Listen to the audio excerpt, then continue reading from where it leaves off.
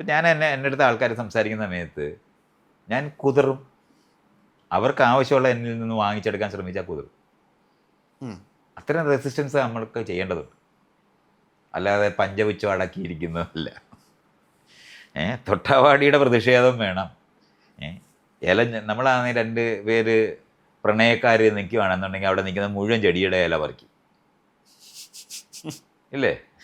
കാര്യം പറഞ്ഞുകൊണ്ടിരിക്കുന്നതാണെങ്കിൽ അവിടുത്തെ അത് ഇങ്ങനെ ഞുള്ളിക്കൊണ്ടിരിക്കും. ചെറുതണമാണ് അവിടെ നിൽക്കുന്നതെങ്കിൽ പറിക്കുമോ? ഇല്ല. അത്രേ ഉള്ളൂ. അത്രയും ചെയ്യേണ്ടതുണ്ട്. ഇതുപോലുള്ള റെസിസ്റ്റൻസിൻ്റെ സ്ഥലവും ഓടിച്ചിട്ട് കുത്തുന്നതും രണ്ടും തമ്മിൽ വ്യത്യാസം. അത്രയും നമ്മൾ അറിയണം. നമ്മൾ റെസിസ്റ്റ് ചെയ്യേണ്ട ലോകങ്ങൾ, അവിടെയാണ് ഈ പ്രചാരണത്തിൻ്റെ സ്ഥലങ്ങൾ വരുന്നത്. നമ്മുടെ വശം പറയാനുള്ളതുണ്ട്. വിചാരണ നടത്തുന്നതെന്നാണ് കോടതിയിൽ. രണ്ടുപേരും കക്ഷികളായിട്ട് വരുന്നില്ലേ?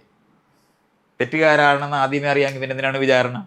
അപ്പോഴാണ് എൻ്റെ ഈ ഏരിയകൾ മുഴുവൻ ചർച്ച ചെയ്യപ്പെടേണ്ടി വരും.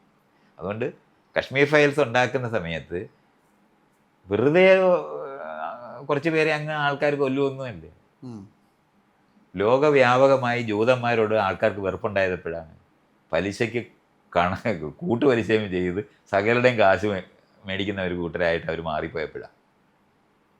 അതുകൊണ്ടാണ് ആൾക്കാർക്ക് വിരോധം തോന്നിപ്പോയിട്ടുള്ളൂ.